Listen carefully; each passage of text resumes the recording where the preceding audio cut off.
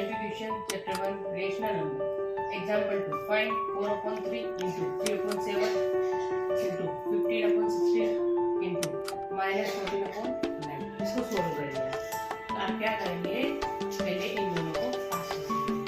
इसको एडिटिंग करना है। minus 4.5 into 3 upon 7 into 15 upon 16 into minus 14 upon 9.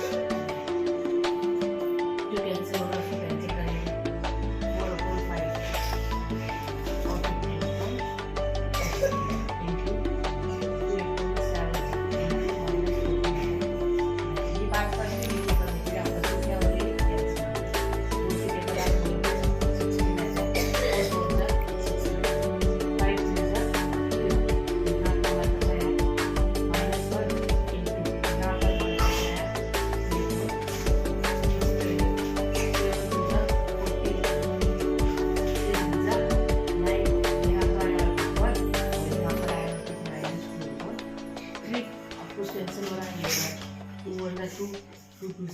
4 3 1 3 3 1 3 यानी आपके पास ऊपर तो आया माइनस ये plus 1 upon 2 that is your answer.